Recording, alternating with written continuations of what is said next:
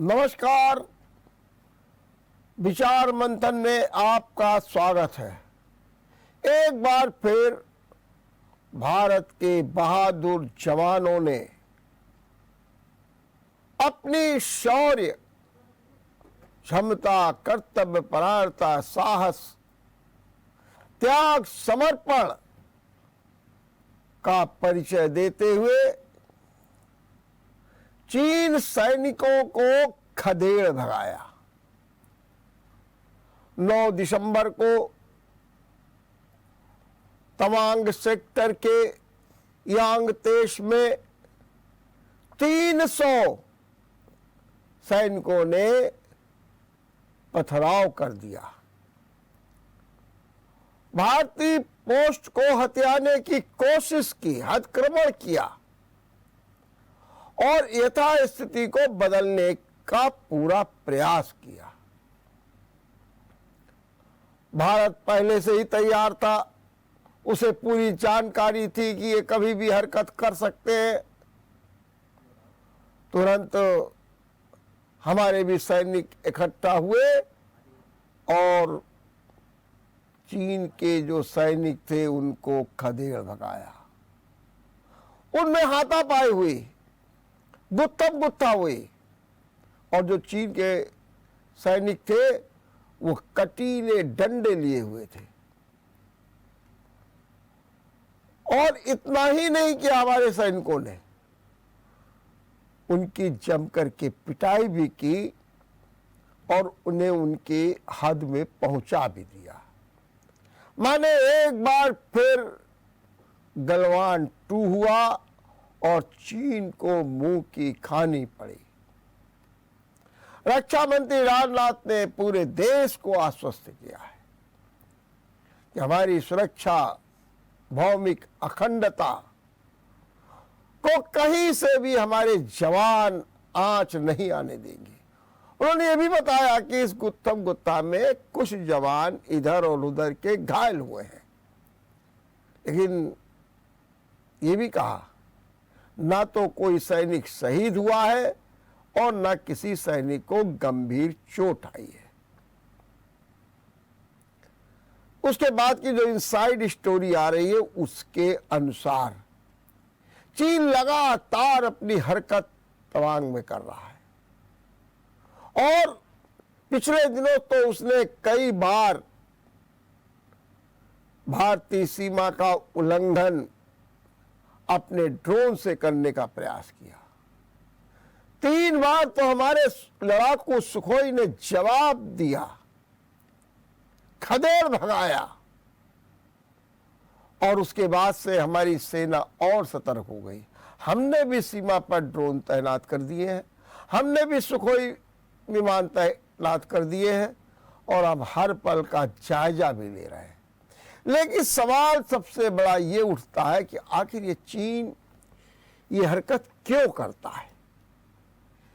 उसकी जो ये विस्तारवादी सनक है वो क्यों बीच बीच में ऐसा करती है और मुंह की भी खा लेता है। लगता है कहीं डरा डरा भी हुआ है और उस डर के बावजूद बोलता भी नहीं है। हमारे रक्षा मंत्री ने खुल करके पार्लियामेंट में बताया कि किस तरीके की 9 तारीख घटना हुई, इसके बाद कैसे फ्लैग मीटिंग हुई, कैसे कूटनीति की वार्ता हुई, सब कुछ बताया। लेकिन चीन की मीडिया ने तो चुप्पी साध ली है, बल्कि उसने तो एक युद्धाभ्यास का वर्णन जो अमेरिका के साथ हुआ उसका किया। एक प्रतिक्रिया बस इतनी सी आई चीन की ओर से कि जो रिपोर्ट्स आई है तवांग से, उसके बाद भारत सीमा स्थिर है, स्थिर, इतनी सी रिपोर्ट आई है, नियंत्रण में है और उसके बाद सारी चुप्पी साध ली। ये कौन सी कूटनीति है? चाइना क्या चाहता है? जबकि भारत तो लगातार शांति का प्रतीक है, वो तो दुनिया के कोने कोने में शांति की मशाल जलाता है। लेकिन सच बात तो ये है, शांति के दुश्मन न तो चैन से रहते हैं न किसी को रहने देते हैं। लेकिन अब भारत सब पूर्ण रूप से सक्षम है। गृह मंत्री ने कहा कि भारतीय जनता पार्टी और प्रधानमंत्री नरेंद्र मोदी की सरकार के रहते चीन 1 इंच भी जमीन हड़प नहीं कर सकता है। बहुत बड़ा आत्मविश्वास पैदा किया। आज हम इसी पर चर्चा करेंगे और ये जानने का भी प्रयास करेंगे आखिर ये चीन की हरकत 1962 से कैसे हो रही है, इसका क्या निदान है। और इस चर्चा में भाग लेने के लिए हमारे साथ हैं मिलिट्री स्टडीज के प्रोफेसर निरंकार तिवारी। निरंकार तिवारी जी, मैं आपका बहुत बहुत स्वागत करता हूं। निरंकार तिवारी लगातार सैन्य प्रशिक्षण, सैन्य अध्ययन, सैन्य लेखन, सैन्य अध्यापन, सैन्य अनुशीलन और सैन्य शोध पर लगातार अपनी पैनी दृष्टि रखे हुए हैं। निरंकार जी, मैं आपका एक बार फिर स्वागत करता हूं। सबसे पहले ये जो तवांग में घटना हुई, भारत और चीन के बीच में झड़प हो गई है, इसके बारे में आप क्या कहते हैं? सर, चीन भारत को समृद्धशाली होते हुए नहीं देखना चाहता। ठीक। चीन आजकल यह देख रहा है कि भारत जितनी तेजी से विकास कर रहा है उतनी ही तेजी से अपनी शांतिपूर्ण नीतियों के द्वारा विश्व में छाया हुआ है। भारत की इस बढ़ते हुए अर्थव्यवस्था, बढ़ती हुई शांतिप्रियता, लोकप्रियता और विश्व में भारत की जो पहचान उच्च स्तर पर हो रही है, उससे चीन घबराया हुआ है। अमेरिका तो चीन से दूर है, लेकिन भारत चीन के बिल्कुल समीप है। अब चीन यह चाहता है कि भारत को किसी ऐसे उलझाव में हम उलझाए रखें जिससे युद्ध तो वो करना चाहता नहीं है और ना ही आज के भारत से वो युद्ध जीत सकता है, लेकिन भारत को युद्ध के लिए उकसाए रखने के लिए वह बराबर प्रयास करता रहा है और आगे भी करता रहेगा। चर्चा 1962 की है। 1962 में भी चीन भारत से कुछ हिस्सा हड़पने के लिए पहले उसने तैयारी की। जब भारत पर भारत चीनी भाई भाई के नाते भारत चीनी भाई भाई का नारा लगा 1954 में, सारे शांति समझौते हुए, यहाँ तक कि जब विश्व चीन को स्वीकार नहीं करता था तब भारत ने चीन को मान्यता दी और अपना बड़ा सहयोगी बना करके उसको अपने पास रखा, उसका मित्र बना। लेकिन चीन ने वो चीज़ ठीक नहीं की।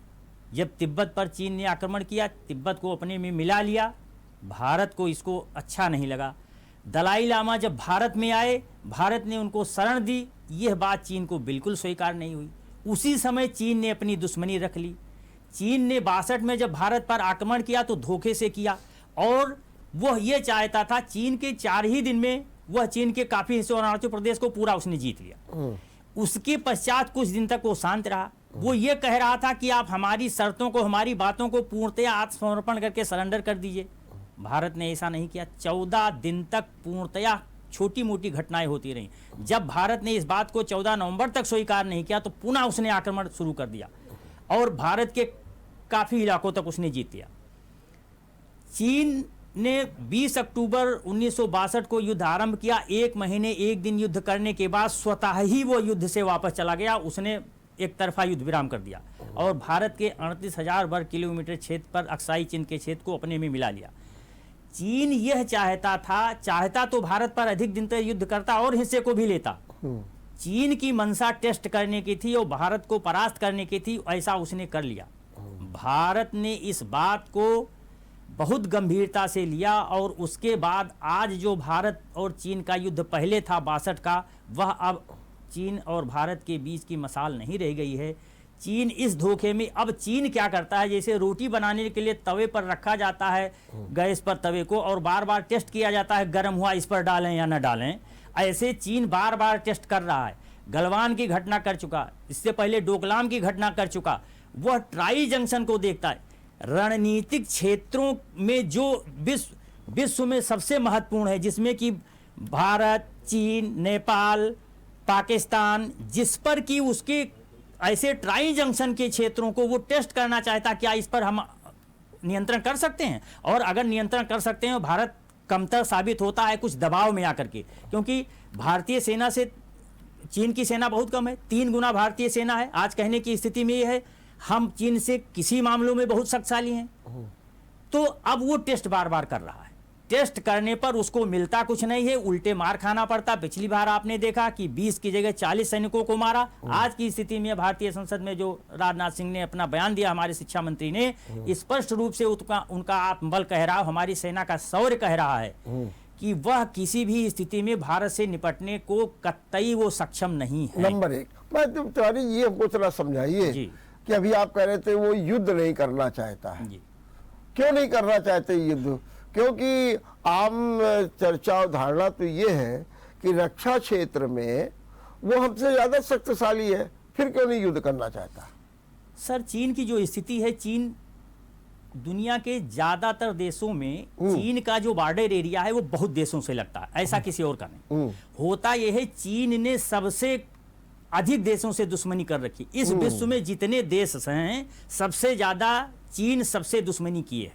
उसका एक ही कारण है, जो उसकी विस्तारवादी नीति है वो केवल भारत से नहीं, तिब्बत को ले लिया, पाकिस्तान में किसी और तौर से वो कब्जा करने को तैयार है, अन्य जगहों पर पैसा देकर के ये कर रहा है, श्रीलंका, जितने उसके पड़ोसी देश हैं, ताइवान की घटनाएं अभी देख रहे थे, तमाम चीजें आ रही हैं, बाहरी देश और सब शक्तियां उसके साथ कर रहे हैं। इसका जो स्वभाव है वो यह है कि हम विस्तारवादी बनेंगे, लेकिन विस्तारवादी के साथ साथ हम किसी को जब नहीं छोड़ेंगे तो इसका मतलब यह है कि वो बहुत दुश्मन पैदा किए हैं। भारतीय शक्ति का जो संतुलन है, वह भारतीय शक्ति का संतुलन यह है कि सैनिक दृष्टि से हम 3 गुना शक्ति उसके से ज्यादा है चीन से। जहां तक रह गई उसके हमारे 3488 वर्ग किलोमीटर की एरिया हमारी उसकी लंबाई में मिलती है, लेकिन उससे ज्यादा एरिया अन्य देशों से उसकी मिलती है। अच्छा, ये मतलब है वो हमसे डायरेक्ट जीत नहीं पाएगा किसी भी स्थिति में। ठीक बात है। अच्छा, दूसरी चीज एक तिवारी जी ये भी जरा आपको बताइए कि ये जो बीच बीच में ये हरकतें करता क्यों है, ये इसको क्यों सनक सवार हो जाती है? हमारे रक्षा विशेषज्ञ कहते हैं कि आप जब वो अपने इंटरनल मामलों में परेशान हो जाता है या जब इंटरनेशनल मामलों में उलझ जाता है तो वो ध्यान बटाने के लिए भारत के साथ इस तरीके का व्यवहार कर देता है। बिल्कुल, ये बात सही है सर। होता यह है कि जब उसके आंतरिक उलझन पैदा होती है जी और सत्ता को कुछ चैलेंज मिलने लगते हैं तो वो ये सोचता है कि अगर हम किसी दूसरे से टकरा जाएं तो हमें ये होता है कि राष्ट्रीय एकता एक तरफ आ जाएगी। जब युद्ध होने लगता है तो सारी चीजें छोड़ करके आदमी जीतने और हारने की स्थिति में राष्ट्र के हित में काम करने लगता है। उसका एक कारण। दूसरा कारण ये है कि वो ये बीच बीच में जो वो ये जोखिम लेता है, जोखिम खाली उलझावे के लिए लेता है बस। वो ये इसलिए जोखिम लेता है कि जैसे आपने बताया कि राष्ट्र की जनता उसके साथ हो जाए, इस समस्या को छोड़ दो दूसरी समस्या में लग जाए, तो वो एक टेस्ट पाता है भारत को छूने के लिए और फिर तुरंत भाग करके वापस चला जाता है। उसका ये बिल्कुल तो क्या इस समय क्या पोजीशन है? क्या चीन में आंतरिक तौर पर काफी गड़बड़ियां चल रही हैं? चीन में आंतरिक तौर पर काफी गड़बड़ियां चल रही हैं। चीन में इनको उतार फेंकने की अभी बीच में 1 माह पहले पेपरों में ऐसा आ रहा था कि अभी इनको शी जिनपिंग को हटा दिया जाएगा। कारण उसका ये हुआ कि अपनी आर्थिक स्थिति को खो बैठने की स्थिति में है। जैसा इनका पहले से आर्थिक तंत्र चल रहा था वो क्षीण हो गया। ताइवान को लेकर के इन्होंने सारी जितनी अपनी तैयारी की थी वो कर ली और इनके देश के साथ उसके साथ विक्षोभ करने के साथ अन्य देशों ने इनसे पल्ला झाड़ लिया। ऐसी स्थिति में भारत जिस तरफ अपना सारा वर्चस्व बढ़ाता जा रहा है, ये सोच रहा है कि हम आर्थिक स्थिति से किसी तरीके से कमजोर ना हो जाएं। ऐसी कुछ स्थितियां पाल दें जिसमें देश की जनता फिर हमारे साथ हो जाए कि ये हमें युद्ध में लड़ना है, इसलिए हमें सब चीजें छोड़ करके हमें युद्ध के साजो सामान तैयार करने हैं या राष्ट्र के हित के लिए काम करना है, तो हम अन्य चीजों से अपना ध्यान हटा लिए, इसलिए भी ये काम करता है। दूसरी चीज ये क्या कारण है कि वो लगातार अरुणाचल प्रदेश को निशाने पर रखता है? हमारे उपराष्ट्रपति जाए तो वो आपत्ति दर्ज करा देगा, और लोग जाते तो आपत्ति दर्ज करा देता है, वीजा दे देता है, टैक्स वीजा दे देता है। दूसरी चीज जो सबसे बड़ी बात यह है कि देखा यह जा रहा है कि जो मैकमोहन लाइन है जो कि 1962 में एक समझौता भी हो गया था, उसमें स्वीकार, आज उसे वो मानने को तैयार नहीं है। ऐसा मोह उसका तवांग के प्रति क्यों ऐसा ज्यादा दिख रहा है, अरुणाचल प्रदेश के प्रति क्यों दिख रहा है, इसका क्या कारण है? अरुणाचल प्रदेश सर, ये चीन चाहता है, वह आज की तारीख में भी कई बार वार्ता कर चुका कि अक्साई चीन का क्षेत्र भी हम सौंप दें, जो 38 हजार वर्ग क्षेत्र किलोमीटर का हमारा लिए हुए वो भी छोड़ने को तैयार है। अरुणाचल प्रदेश ऐसा क्षेत्र है जिसमें वह बहुत लालायित है। और पहली बार भी जब उसने 62 में भी आक्रमण किया था तो इसके काफी हिस्से को ले लिया था, 4 ही दिन में सारे हिस्सों को ले लिया था। उसका कारण यह रणनीतिक क्षेत्र से बहुत महत्वपूर्ण है। उससे वह अन्य क्षेत्रों पर जो पड़ोसी देश हैं उन पर भी वो अपना नियंत्रण रख सकता है सामरिक दृष्टि से। दूसरी बात वो ये चाहता है कि अरुणाचल प्रदेश को ले लेंगे, भूटान को भी ले लेंगे। वो हर इस हमारे अरुणाचल प्रदेश के क्षेत्र को इसलिए चाहता है, अब ये उसने जो अभी ये फिंगरप्रिंट की बात आती है, 4 पर चले जाएंगे, 8 पर हम ले लेंगे, 2 पर रहिए, इस पर रहिए।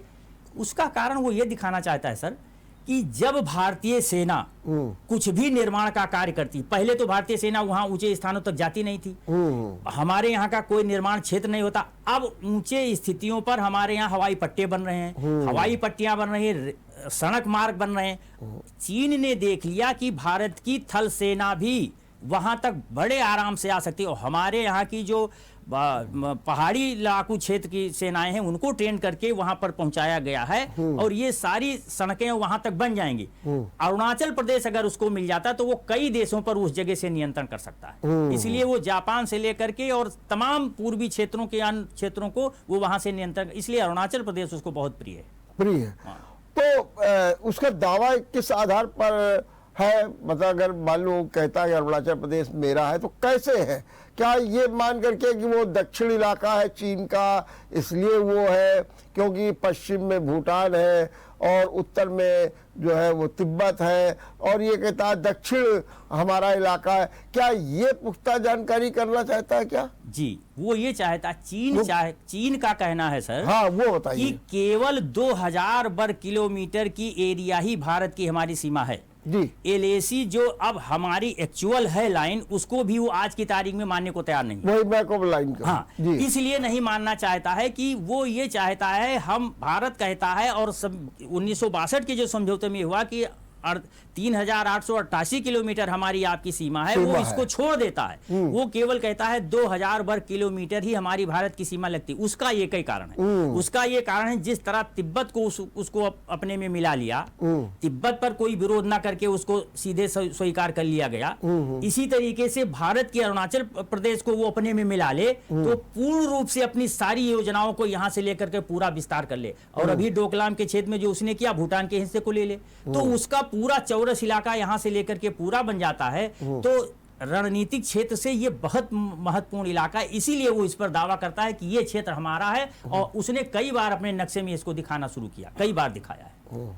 वो ये दावा करता है कि ये हिस्सा हमारा है। और दूसरा जो तवांग को लेकर के जो जहां पर हमला किया है वहां पर ये बताते हैं कि बहुत अच्छा बौद्ध मठ है, उसको वो खत्म करना चाहता है। ये सारी बातों को लेकर के महत्वपूर्ण है जी सर, ये बहुत महत्वपूर्ण है। आपने बहुत अच्छा प्रश्न किया सर। तवांग का जो इलाका है उसको मानते हैं कि बौद्ध की जो जन्मस्थली है, जो बौद्ध के मठों की जो स्थिति है वो वहां पर बहुत मजबूत है। तो वो ये चाहता है कि बौद्धि चूंकि चीनी संस्कृति से मिलते जुलते हैं, इसलिए उसको अपना हिस्सा बताना चाहता है। और वो ये चीज ये भी चाहता, अगर वहां पर वो पूरा नियंत्रण कर ले तो उसका एक झंझट ये जो तिब्बत को लेकर के है वो भी खत्म हो जाए। तिब्बत को उसने हड़प लिया, बौद्ध का वहां पूरा नियंत्रण था। अब ये चाहता है कि इस गलवान को भी हम अगर ले लें तो बौद्ध की यहाँ पर भी जो अपनी स्थिति है वो बहुत ज्यादा सिमिलर है। और वो ये चाहता है कि बौद्ध चूंकि चीन के बिल्कुल हमारे उसमें संस्कृत से मिलते जुलते हैं, इसलिए हिस्सा हमारा हो जाए तो हम पूरे में छा जाएं। ये वो चाहता है। लेकिन क्या अब ऐसी स्थिति आ गई है कि भारत को भी अपनी रणनीति बदलनी चाहिए? अभी हमारे एक रक्षा विशेषज्ञ कह रहे थे कि अब वो जमाना चला गया कि आप कह रहे कि निहत्ते रहिए, वो लाठी लेकर के आ गए, हमारे पास तो हो भी नहीं था, हम गुत्थम गुत्था कर रहे हैं। तो हमारे एक रक्षा विशेषज्ञ कह रहे थे कि नहीं, अब तो सीमा पर लोगों को बाकायदे फायरिंग करने का आदेश कर देना चाहिए कि अगर ये जब दिखाई दे तो फायरिंग कर दो। क्या ये स्थिति है या इसमें भी कोई कूटनीति है? क्या करना चाहिए, कैसे क्या हुआ? जी, ना हमारे रक्षा विशेषज्ञ जो कहते हैं सर, उसमें कुछ बल है, लेकिन अभी इतनी जल्दी ये करने की जरूरत नहीं है। उसका कारण ये है कि आज की तारीख में जैसे हम निहत्थे रह करके हमारे चीन के जो समझौते हैं कि जब कभी कोई ऐसी स्थिति आएगी, और ये बात इसलिए मानी जाती है, अभी कोर कमांडर की स्थिति जो है स्तर पर वार्ता होती है। जब कोई सैनिक छोटे मोटे जैसे घरों के बच्चे एक दूसरे से लड़ जाते हैं, तो ये कहा जाता है कि भाई बड़े लोग इसको विचार कर लें कि कहीं छोटी मोटी सीधी गलती हो गई हो तो उसको बड़े लोग मान करके उसको ठीक कर दें। ऐसी ही स्थिति हमारे बड़े कमांडरों पर रखी गई है कि थोड़ी मोटी अगर कोई बात उलझन की हो भी जाती है तो बड़े स्तर पर कमांडर मिलकर के उसको ठीक कर लें।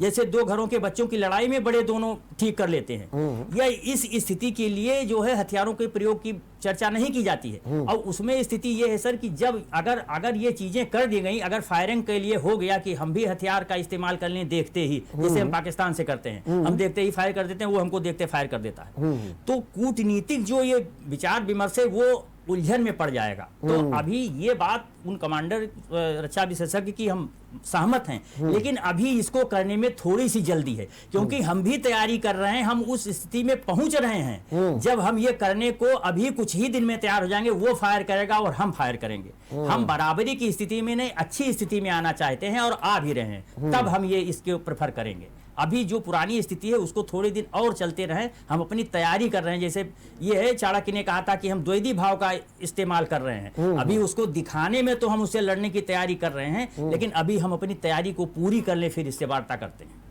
मैंने अभी भारत जो है ताक में है सर, बस कि कैसे क्या हम बिल्कुल ठीक हो जाए। और उसके बाद क्योंकि अगर चीन की बोलती को बंद नहीं किया गया, उसके सरबपंख को न रोका गया, तो ये तो हमारे लिए आए दिन समस्या पैदा करते रहेंगे। ये समस्या पैदा करता रहेगा सर। और भारत अब ये चाहता है, भारत आर्थिक स्थिति में ऊंचे उठ रहा है, भारत स्थायी सदस्य होना चाहता है और होने की तैयारी सुरक्षा परिषद के उसमें हो रहा है। हम ये चाहते हैं, भारत ये चाहता है कि हमें विश्व ये जाने कि ये शांतिपूर्ण तरीके से काम कर रहे हैं, जिससे विश्व का समर्थन हमें प्राप्त होता रहा है। ये भी सर एक बड़ी कूटनीति है भारत की, और इसमें मोदी जी सफल होंगे, क्योंकि हम स्थायी सदस्य भी हो जाएंगे, हमारे पास भी वीटो पावर आ जाएगी। लेकिन स्थायी सदस्य तो चीन होने नहीं दे रहा ना। चीन ही नहीं होने दे रहा, बाकी सब होने दे रहे हैं सर। और चीन की स्थिति एक दिन आने वाली है कि जब, इसीलिए अभी टकराव की स्थिति में भी ये भी एक कूटनीतिक पहल है। ये भी हम टकराव की स्थिति नहीं आने देना चाहते हैं। और जब अगर कोई ऐसी आवश्यकता पड़ी तो फिर भारत कमजोर नहीं है, किसी भी तरीके। चलिए हम यहाँ पे एक छोटा सा ब्रेक लेंगे, ब्रेक के बाद चर्चा को जारी रखेंगे। ब्रेक के बाद आपका एक बार फिर स्वागत है। भारत चीन झड़प पर हम बात कर रहे हैं मिलिट्री स्टडीज के प्रोफेसर निरंकार तिवारी जी से। तिवारी जरा हमको ये बताइए कि जो ये चीन की हरकत होती है भारत के साथ में, इसका इंटरनेशनल क्या प्रभाव पड़ता है? और कई बार ये भी होता है कि वो अमेरिका से भी चीन को लेकर के जो संबंध रहते हैं, रसा को भी लेकर के रहते हैं। क्या कहीं या जो भारत की नज़दीकियाँ पूरे विश्व में खासतौर से अमेरिका और सबके साथ हो रही है, क्या इस बात को लेकर के भी परेशान है? और फिर वो ये क्यों नहीं सोचता है कि सारा कारोबार उसका भारत ने, खासतौर से समय प्लास्टिक का भी काफ़ी कारोबार है, और उसके बाद भी वो हरकत करता है, क्या उसे अपने अर्थव्यवस्था पर चिंता नहीं नजर आती है? दो सवाल, इंटरनेशनल और जो व्यवसायिक। सर ये बहुत महत्वपूर्ण प्रश्न है। भारत का जिस तरीके से अंतर्राष्ट्रीय स्तर पर सारे देशों से संबंध बहुत अच्छे हैं, चीन इस बात को लेकर के चिंतित है। 1962 में जब चीन ने भारत पर आक्रमण किया था, उसके साथ ही अमेरिका ने, रूस ने और यूके ने भारत का साथ देने का पूरा सहमति दिया था। और उसके स्थिति के बाद में भारत ने जो है रूस से भी और अमेरिका से भी लड़ाकू विमान और टैंक लिए थे। आज की स्थिति भी उसी तरीके से है। चीन परेशान है इस बात को लेकर के कि जो देश हमारे से कोई हमको कमतर आंकते थे, आज वहां हमारी स्थिति है। अब चीन जिन तमाम अच्छे फोरम पर नहीं पहुंच पा रहा है, वहां भारत पहुंच पा रहा है। चीन इस बात को लेकर भी परेशान है कि कहीं भारत की इस तरीके से अगर बढ़ती हुई छवि रहेगी तो हम बहुत नीचे चले जाएंगे। एक चीज। दूसरी बात, हमसे झड़प करके वो किन चीजों को देखना चाहता है? क्या यह अंदाज लगाना चाहता है उसके मन में जो दिमाग में है कि भारत को हम उलझाव की कार्यवाही में रखेंगे तो अन्य बातों को ये सोचना बंद कर देगा? ऐसा उसकी समझ से बिल्कुल बाहर है। भारत चीन के साथ जो वो कहेगा उसका जवाब भी देगा, और अन्य देश बजाय चीन के भारत के युद्ध होने से कोई देश डरने वाला नहीं है, बल्कि भारत की स्थिति को और मजबूत उसके साथ लोग आने के तैयार हैं। जब ताइवान को उसने झड़प दिया था तो अमेरिका से लेकर के कई देश ताइवान के साथ खड़े हो गए। भारत तो बहुत मजबूत स्थिति में है। अगर चीन कुछ करता है तो भारत के साथ कई राष्ट्र, ऊंचे ऊंचे दर्जे के लोग, शक्तिशाली राष्ट्र हमारे साथ हैं। चीन की पहली ये जो नीयत है ये अंदाज लगाने की, निश्चित रूप से वो इस घाटे में रहेगा। दूसरी बात अर्थव्यवस्था की जो बहुत महत्वपूर्ण है। रसा अगर टूटा तो किसी सैनिक गतिविधियों की कमी के कारण नहीं, केवल अर्थव्यवस्था के नाते उसके कई टुकड़े हुए, और आज चीन की भी वही स्थिति हो रही है। भारत को भूल करके वह न सोच पाने की स्थिति में एक बहुत बड़ी भूल कर रहा है, जो भारत के साथ वो बार बार उलझाव की कार्यवाही कर रहा है। अभी कुछ ही दिनों में आपने देखा होगा कि भारत जिस तरीके से चीन की तमाम चीजों पर आधारित था, उसने अपना स्वयं का कारोबार शुरू कर दिया। बहुत चीजें ऐसी हैं जो चीन की अर्थव्यवस्था में भारत के नाते बहुत बढ़ोतरी होती थी, वो कम हो रही है। अन्य तमाम राष्ट्र जो चीन पर आधारित थे, वस्तुएं उनको देते थे, उनके साथ समझौता था, वो हमारे भारत में आ रहे हैं। स्थिति बिल्कुल विपरीत है। जिस तरह चीन सोच रहा है वह इस उलझाव की कार्यवाही से इस तरीके से भारत से उलझाव करके अपने को निश्चित रूप से नुकसान की श्रेणी में डाल रहा है। वह भारत से निश्चित रूप से घाटे के सौदे में काम कर रहा है। नहीं, लेकिन तब उसकी भी अर्थव्यवस्था इतनी गड़बड़ा रही है, उसके बावजूद भी वो भारत के साथ ऐसा व्यवहार कर रहा है। इसके पीछे क्या सोच है? सर, इसमें 3 कारण है। हाँ। पहला कारण ये है कि वह अपने आंतरिक उलझाव को समाप्त करने की कार्यवाही में लगा हुआ है। ठीक। अब वो ये देख रहा है कि हमारी सत्ता रह जाए, शी जिनपिंग की सत्ता रह जाए, इसके नाते चीन किसी भी घाटे में चला जाए।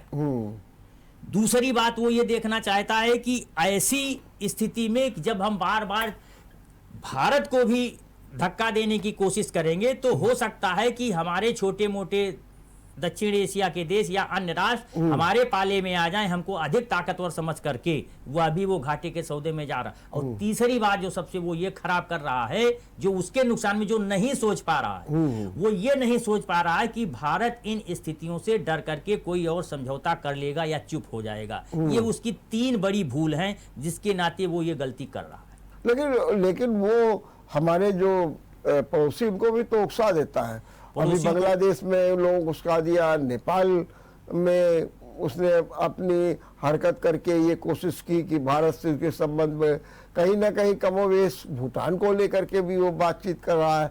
म्यांमार की भी स्थिति ऐसी बनी हुई है।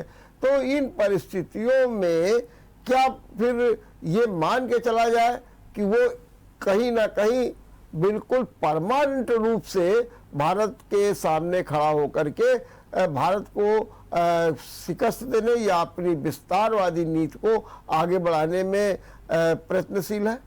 बिल्कुल सही है सर। चीन का शुरुआती दौर से और आज तक अन्य देशों के साथ साथ तो भारत को अपना सबसे बड़ा दुश्मन इसलिए मानता है क्योंकि भारत शक्तिशाली है। अब वो इस उलझाव की कार्यवाही में सब कुछ करने को तैयार है, उसका अपना नुकसान हो जाए। श्रीलंका में उसने काफी धन दे करके और उसके बंदरगाहों को अपने में किया। अंतिम में स्थिति क्या हुई, धीरे से वो पहले अपने नियंत्रण में लेने के प्रयास करता है, उनको गुलाम बनाने के प्रयास करता है, नहीं कुछ होता है। अभी देखा चीन की क्या श्रीलंका की क्या स्थिति हुई, दिवालिया हुआ, बहुत परेशान हुआ आर्थिक तंत्र से। बहुत किसने मदद की? भारत ने की। बांग्लादेश को उसने कुछ लालच दे करके उस पर नियंत्रण करने की कोशिश की। अंतिम में बांग्लादेश ने क्या किया, वो भारत की फिर शरण में आया। नेपाल को वो अपनी ये स्थिति दिखा रहा था कि हमारे आपकी रहन सहन, हमारे आपकी कद काठी, हमारे आपके स्वरूप सब हमसे मिलते जुलते हैं, इसलिए भारत के पक्ष में ना जा करके अपने पक्ष में करने का सारा साजो सामान है उसके नियंत्रण की कोशिश की। अंतिम में वहां धोखा खा करके फिर नेपाल भारत की शरण में आ रहा है। इस तरीके से सारे पड़ोसियों को, छोटे मोटे देशों को वो ये दे करके लालच भी देता है, उनको अपने पास भी बुलाने की कोशिश करता है। अंतिम में सत्यमेव जयते होता है, जो सही होता है वो बाद में निखर करके आ जाता है और उसकी श्रेणी से बाहर हो जाता है। वो चीन पर सर अविश्वसनीय है। चीन कभी भी वो भारत का मित्र नहीं हो सकता है। चीन पर विश्वास की स्थिति नहीं हो सकती है। अब चीन पर यही स्थिति हो सकती है, हम चीन से हर तरीके से सजग रहें, तैयार रहें और अपनी सेना को तैयार रखें। ये हमको किसी भी स्थिति में कमजोर पा करके छोड़ने की स्थिति में नहीं है। नहीं है।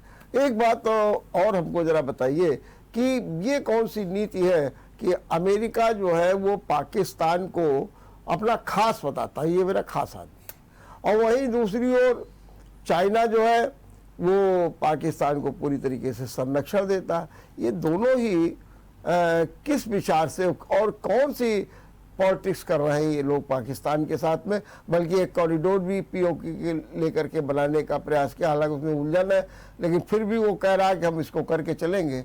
एक उसकी परेशानी एक ये भी है कि कहीं ऐसा ना हो कि भारत पीओके पर अपने कब्जे को कर ले और फिर हमारा जो कॉरिडोर वाला है वो भी एक धराशायी हो जाए। क्या मानेंगे? बिल्कुल सही आपने कहा सर। चीन ये चाहता, अब चीन इसलिए पाकिस्तान को मदद करता है। अब आजाद कश्मीर जिसको कहता है वो पाकिस्तान, स्थिति इतनी है कि वहां के ही नागरिक अब भारत में मिलने के लिए बार बार परेशान है। उसका कारण ये है कि कश्मीर को देखा, जब से कश्मीर का ये 370 हटा, 35 से खत्म हुआ, केंद्र शासित राज्य घोषित कर दिया गया, तब से चीन बौखलाया हुआ है। चीन ये चाहता है कि हम पाकिस्तान को किस तरीके से मदद कर दें कि कम से कम कुछ अशांत क्षेत्र घोषित करें और ये जो आजाद कश्मीर जो भारत का हिस्सा है चीन का, कश्मीर का, वो जिंदा रखे किसी तरीके से। इसमें उलझाव, एक तरफ ये उलझा रहेगा तो मेरी तरफ पूरी शक्ति इसकी नहीं आ पाएगी। चीन तो 70 जगहों पर उलझा हुआ है, वो इस दर्द को देख रहा है और वो चाहता है कि कम से कम भारत एक जगह पर उलझा रहा है। अमेरिका की बात आपने की, अमेरिका चाहता है जब कोई देश, हमारे यहां कहा जाता है कि भुभिक्षता किम न करोति पापम, भूखा व्यक्ति कौन सा पाप नहीं कर सकता है खाने के लिए, इसी तरीके से पाकिस्तान का है। पाकिस्तान किसी के गोद में बैठ सकता है, वो अपनी पूरी जमीन, क्योंकि वो भूखमरा है। अमेरिका चाहता है कि जो चीज हम कहेंगे वो हमारा मान लेगा पाकिस्तान, इसलिए वो अपने को खास बता रहा है। उसके किसी हित में काम आवे वो अपनी पूरी जमीन दे देगा, सैनिक अड्डे बना देगा, सारे कुछ देने को वो समर्पण है, क्योंकि वो भूखा है, वो कोई भी स्थिति करने को तैयार है। भारत ऐसा कभी नहीं करेगा, इसलिए अमेरिका भी चाहता है कि जब स्थिति बनेगी तो इस पर हम सब कुछ नियंत्रण कर लेंगे। लेकिन भारत ताकतवर है, वो हमें मतलब भर की दोस्ती के हिसाब से ही हमारा साथ देगा, लेकिन सरेंडर नहीं करेगा और ये सब कुछ करने को तैयार है। इसलिए चीन भी और पाकिस्तान भी इसी तरीके से पाकिस्तान को लेता, चीन भी इसी तरीका लेता और अमेरिका भी लेता है इसी तरीके से। अच्छा, इसे ये जो रसा को और जो यूक्रेन का युद्ध चल रहा है उसमें जो भारत की नीति है, चीन उसके भी खिलाफ है? सर चीन ये चाहता है जब कभी भारत का, अब यूक्रेन क्या चाहता है, हाँ, भारत ने अपना बड़ा दिल दिखाया, जबकि हुआ है क्या सर, कभी भी पाकिस्तान और हमारे साथ जब भी कभी कोई उलझन की चीज हुई है, यूक्रेन ने कभी भारत का साथ नहीं दिया है। और आज की तारीख में यूक्रेन ये चाहता है कि हम रूस से लड़ गए हैं तो भारत तक तरफा हमारी तरफ आ जाए। कैसे संभव हो सकता है जब हमेशा रूस ने हमारा सदैव साथ दिया है, जब हम परेशानी में फंसे हैं तो रूस ने हमारा साथ दिया है। और भारत की राजनीति है कि भारत बार बार कहता है कि यूक्रेन पर आक्रमण कोई तरीका नहीं है, आक्रमण से कोई चीज मिलने वाला नहीं है। भारत ये बार बार वार्ता के लिए प्रयास करता है, किसी अपने दोस्त को युद्ध को रोकने के लिए वो बार बार कहता तो है। अब उसके तुम्हारे साथ वो तोप खाने लेकर के इसलिए नहीं तैयार है कि तुम कभी नहीं, पाकिस्तान के सदैव साथ रहे तुम, हम अपने किसी एक मित्र को ऐसे क्यों खो दें, ये कहां की राजनीति है। फिर भी युद्ध ना हो ये हम बार बार प्रयास कर रहे हैं। और सर ये देखिएगा जब भी कभी समझौता होगा तो भारत की राजनीति से ही ये व्यवस्था होगी। भारत बार बार प्रयासरत है। यूक्रेन को जो भी राहत मिल रही है आज की तारीख में, उसमें भारत का भारी हिस्सा है। लेकिन ये बताइए, ये क्या कुल मिलाकर के इस समय विश्व में दादागिरी को लेकर के है कि हम दादागिरी बन जाए? जैसे कि रसा ने जब यूक्रेन से कहा तो ये वो दादा बनना चाहता है, अमेरिका तो अपनी स्थिति बनना है, चाइना भी चाहता है कि हम भी अपनी दादागिरी को बिल्कुल बराबर रखें। ये क्या दादागिरी का जैसे कि ना कभी मोहल्ले में और नगरों में होता रहता है, तो क्या वो लड़ाई छिड़ गई है क्या? सर, इस समय विश्व में यही चल रही, बिल्कुल आपने सत्य कहा है। अब किसी को किसी चीज की आवश्यकता के नाते युद्ध नहीं हो रहा। पहले होता था कि युद्ध किसी न किसी कारण के लिए होता है। जर जमीन जोड़ू पहले पुरानी कहावत थी। उसके बाद आया किसी आवश्यकता की पूर्ति के लिए हुआ। बाद में एक ऐसी डिफिनेशन आई कि युद्ध की परिभाषा दी गई कि प्रतिपक्षी को अपने अनुरूप करने के लिए, यानी अपनी बात मनवाने के लिए जिन युक्तियों का प्रयोग किया जाता है युद्ध की, वो परिभाषा दी गई। आज की तारीख में सारी चीजें मान ली जाए, अब स्थिति क्या बनी? स्थिति ये बनी कि वर्चस्वशाली हम कैसे कहाए जाएं, इसके लिए प्रयासरत हो गया। रूस दिखाना चाहता है कि हमारे पास इतना सब कुछ होने के बाद यूक्रेन क्यों नाटो देशों में सम्मिलित होने की बात कह रहा है, इसकी कैसे हिम्मत पड़ गई, जबकि वो स्वतंत्र है, अपना जो कुछ करे, आपसे क्या लेना देना। अमेरिका चाहता है जिधर हमने उंगली उठा दी उधर की तरफ वही इशारे में क्यों नहीं काम हो रहा है, ऐसा क्यों नहीं सब लोग कर रहे हैं। चीन छोटा क्यों बन जाए, क्योंकि वो भी न्यूक्लियर पावर है, वो चाहता है कि हम इन दोनों से भी नहीं, हम अलग से अपनी सब चीजों पर भारी पड़ जाए। हम ताइवान को दबा देंगे, हम भारत को दबा देंगे, हम उनको दबा देंगे, ये दिखाना चाहते हैं हम सब हो जाए। सर, इस स्थिति में अब भारत एक निर्णायक स्थिति में आ गया है। भारत ये कह रहा है कि किसी को दबा देने से, किसी को बता देने से, किसी को सता देने से कोई बड़ा नहीं होता है। बड़ा ये होता है जो किसी पर उपकार कर देता है। हम सबको शांतिपूर्ण ढंग से रहने की नीति बताते हैं। ये तो नहीं करते हैं कि पर्यावरण की सुरक्षा के लिए वैज्ञानिक शोध करें। इन चीजों पर जब से जो शुरुआत की थी उस पर आप लोग कोई भारी भरकम चीजें नहीं कर रहे हैं, लेकिन जो देश कल्याण और मानव कल्याण के लिए हो उस पर शोध करें, उससे बड़े बन जाएं तो बड़े होने की व्यवस्था है। अब दूसरे को सता करके बड़े बनने की जो इन लोगों की दादागिरी, जो आपने शब्द प्रयोग किया, 100% वही बात सत्य है कि केवल दादागिरी करने के लिए ये चमक धमक दिखाया जा रहा है। चाहता कोई किसी से कुछ नहीं है, सबके पास सब कुछ है, बस हम सबसे ज्यादा हैं, इस बात को दिखाने का प्रयास हो रहा है। मेनका जी, एक अपने देश में सबसे ज्यादा कंट्रोवर्सी रहती है कि भारत का नंबर 1 दुश्मन कौन, और इसमें दो बातें आती है कि हमारे सामने दो है, पाकिस्तान है और चाइना है। नंबर 1 में किसको माने, क्योंकि ये कंट्रोवर्सी इसलिए उठी कि बहुत पहले हमारे पूर्व रक्षा मंत्री मुलायम सिंह ने कहा था कि भारत का नंबर 1 का दुश्मन चाइना है। पिछले दिनों CDS बिपिन रावत ने भी ये बात कह दी कि हाँ, चाइना नंबर 1 दुश्मन है। उसको लेकर के काफ़ी बवाल हुआ, खास तौर से जब चुनाव में ये मुद्दा उठा और अखिलेश यादव ने कह दिया कि चाइना जो है वो हमारा नंबर 1 है, तब ज़्यादा बवाल का। मैं आपसे ये जानना चाहता हूँ कि आप किसको नंबर 1 मानते हैं अपना दुश्मन, चाइना को या पाकिस्तान को? सर, ये दोनों हमारे दुश्मन हैं, ये सत्य है। ठीक। अब है बात क्या, नंबर 1 2 पर रखने की बात ये है कि ज्यादा नुकसान सोचने को पाकिस्तान सदैव सोचा करता है, लेकिन चूंकि स्थिति उसकी कमजोर है, इसलिए उसको नंबर 1 पर रखने के मतलब यह है कि हम उसकी तुलना में अपने सारे काम करें, इसलिए हमको उसको नंबर 1 नहीं मानते हैं। हमें नंबर 1 मानना ही चीन को है, क्योंकि हम उसकी स्थिति से आगे निकल करके उसको दबाने का प्रयास करेंगे। सही बात। ये पाकिस्तान तो है, जब चाहेंगे तब दबा देंगे इसको, इसलिए हम उसको नंबर 1 पर, ये शैतान है, इसमें कोई दो राय नहीं है। और ये परेशान करता है, करता रहेगा। हाँ। लेकिन इसको जब चाहेंगे तो ठुकरिया दिया करेंगे। इसको दबाने के प्रयास में हम इसको नंबर 1 लें, जिससे हमारी तैयारी बड़े से रहे। 1 किलोमीटर दौड़ने के लिए हम लंबी छलांग मारने की बात करते हैं, तो ये इसलिए हम इसको इसकी तुलना में आगे बढ़े। मैंने दुश्मन हमारे दोनों हैं, इसको नंबर 1 पर रखने से हमारी वर्चस्वता बढ़ेगी, शक्ति बढ़ाएंगे। अब जरा हमको तिवारी जी समझाइए कि वर्तमान हालात में जिस तरीके से चीन हरकत करता है, खास तौर से ऐसा मान करके कि विस्तारवादी नीति के तहत, और अभी डोकलाम हुआ, गलवान हुआ, अब जो है ये तवांग हो गया, मैं ये जानना चाहता हूँ कि भारत को क्या करना चाहिए आपके हिसाब से? भारत को अब कौन सी रणनीति अपनानी चाहिए? आपने हालांकि कहा कि वो अपना मजबूती कर रहा है भारत, लेकिन ये आए दिन से छवि भी खराब होती है, एक नाना प्रकार की भावनाएं भी पैदा हो जाती है। तो और जो है सियासतदान को अपना मुद्दा भी गरमाने का मौका मिल जाता है। जैसे आज अपने देश में हुआ, आप देख रहे हैं, कांग्रेस ने अगला मोर्चा खोल दिया, विपक्ष ने अगला मोर्चा खोल दिया। कल जो है कांग्रेस के अध्यक्ष ने विपक्षी दलों की बैठक भी बुला ली है, सबको।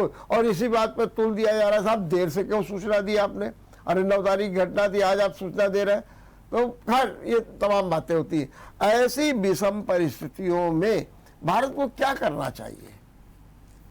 सर, भारत को इस समय जिस रास्ते पर भारत चल रहा है बिल्कुल सीधा रास्ता भारत के लिए है और बिल्कुल ठीक है। भारत को अब थोड़ा सा जो करना है वो ये करना चाहिए, जैसे भारत अपनी सेनाएं बढ़ा रहा है और बढ़ाना ही चाहिए। भारत अपनी सैन्य शक्ति बढ़ा रहा है। भारत देशों से, सारे देशों से अपनी स्थितियों को मजबूत कर रहा है। अब भारत अन्य समूहों में अपने सदस्यता को और यानी अध्यक्षता भी कर रहा है। जहां भारत पहुंच नहीं सकता था वहां भारत शीर्ष पर पहुंच रहा है। ये भारत को चालू रखना चाहिए। भारत को सर एक काम और करना है। हाँ। वो ये काम है कि भारत जिन क्षेत्रों में जहां तक अभी हमारे सड़क के निर्माण हो रहे हैं, हवाई पट्टी के निर्माण, वो भी करना है, ठीक ढंग से कर रहा है। अब अपनी नीतियों में भारत को इतना और करना है कि हम चीजों को ठंडे बस्ते में बहुत दिन तक किसी भी निर्णय को रखे नहीं रहेंगे। हमारे निर्णय अब स्पष्ट दिखाई देने चाहिए। और वो दिखाई देने का मतलब ये है कि जैसे हमने इनसे कहा था पाकिस्तान से, जैसे पाकिस्तान को 2-3 बार इसने आक्रमण किया, हमने उसका झपट करके जवाब दिया।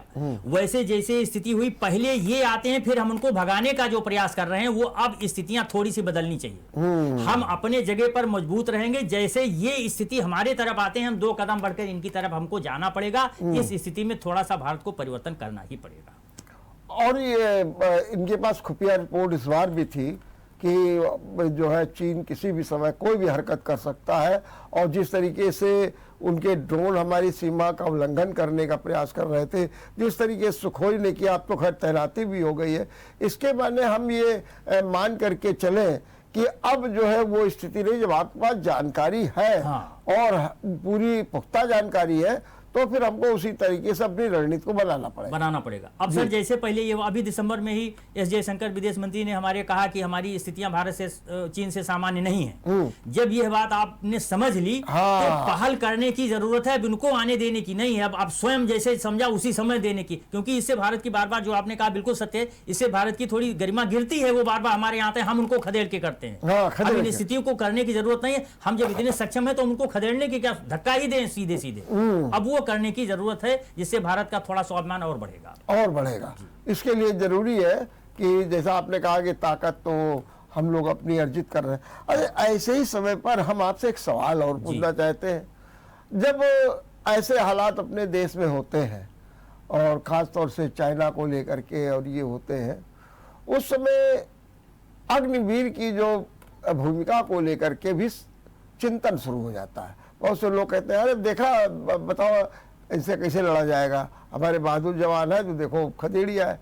अब ये लड़के 4 साल में और भी 6 महीने की ट्रेनिंग, 3 महीने की ट्रेनिंग में कैसे क्या करेंगे, ये सवाल खड़े होते हैं।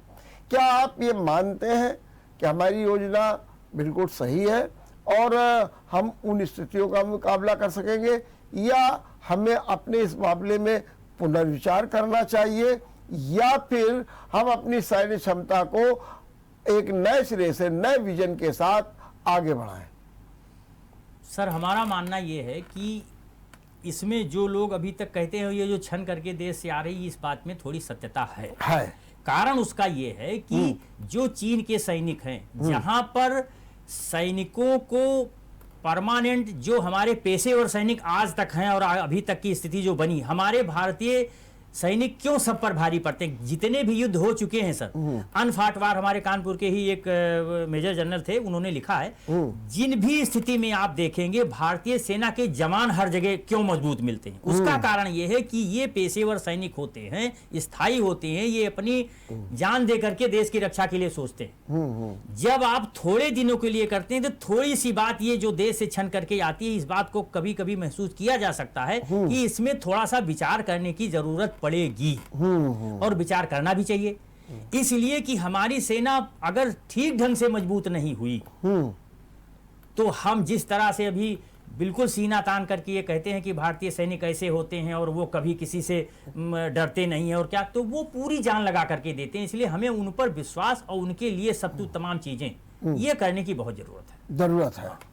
पुनर्विचार करने की जरूरत है, समीक्षा करने की जरूरत है, सोचने की जरूरत है कि आने वाली जो परिस्थितियां विभिन्न प्रकार की, अब जैसी नई टेक्नोलॉजी आ रही है, नई प्रकार के युद्ध आ रहे हैं, नए प्रकार की स्थितियां आ रही हैं, तो उनको देखते हुए अच्छा कभी कभी एक लाइन और आप बताएं, कभी कभी लगता है कि विश्व युद्ध की संभावनाएं बढ़ती चली जा रही, क्या आपको लगता है कभी कभी कि खासतौर से रूस और यूक्रेन को लेकर के या उधर जो इंडोनेशिया और अल्जाइमरा के लिए भी मामले खड़े हो जाते हैं, विवाद खड़े हो जाते हैं, क्या कुछ ऐसी स्थितियां बनती दिखती है आपको? सर विश्व युद्ध तो अभी नहीं दिखाई देता है, क्योंकि अब दुनिया इतनी चालाक हो गई। जैसे उत्तरी कोरिया के जो है वो शासक को लोग कहते हैं कि वो पागल सा है, वो ये कर देगा, ये कर देगा। सर कहने में जैसे लोग कहते हैं कि देखो पागल है, किसी के ईंटा किसी के सर पे मार न दे, आप कहते रहिए, वो ईंटा नहीं मारेगा। पागल है वो, इधर उधर झिड़केगा करेगा, ट्रक आएगा तो किनारे हो जाएगा। नहीं, कितने पागल, सब लोग ट्रक में एक्सीडेंट हो जाते। कहीं किसी तरीके से विश्व युद्ध की संभावना ऐसे सहज भाव से होने को नहीं दिखाई देती है सर। ये लोग सब ठोंकते हैं, पीटते हैं, बजाने का प्रयास करते हैं, अगर इनका चल गया, नहीं धीरे से चमकाइयां धमकाइयां, नहीं धीरे से अपना हाथ खींच लेते। स्थिति खूब मजबूती तक जाएगी। जैसे अभी था, क्या किन चीजों की कमी है, ना रूस के पास कमी है, ना यूक्रेन के पास कमी है, क्यों नहीं न्यूक्लियर वार कर देते?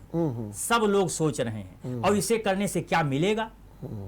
वह वार जिसके बाद कुछ मिलता नहीं है, सब कुछ खत्म हो जाता है, वह अब दुनिया करना एक बार धोखे से हो गया है। विश्व युद्ध का द्वितीय विश्व युद्ध, परमाणु युद्ध, अब दोबारा ऐसा संभव नहीं दिखाई देता। ये लोग जाएंगे रास्ते तक, लेकिन रास्ते से लौट आएंगे, उस पर हाथ कोई नहीं रखेगा। चलिए, बहुत बहुत धन्यवाद तिवारी जी, आपने बहुत अच्छे ढंग से भारत चीन संबंध, अंतर्राष्ट्रीय संबंध, भारत की भूमिका, भारत की सैन्य क्षमता और सैनिक क्षमता की भावी संभावनाएं, इन पर आपने विचार व्यक्त किए। निश्चित रूप से भारत सशक्त है और उसने अपनी इतनी ताकत जरूर बना रखी है कि चाइना करता सब कुछ है, लेकिन जरा बच के, जरा हटके वाली बात करता है।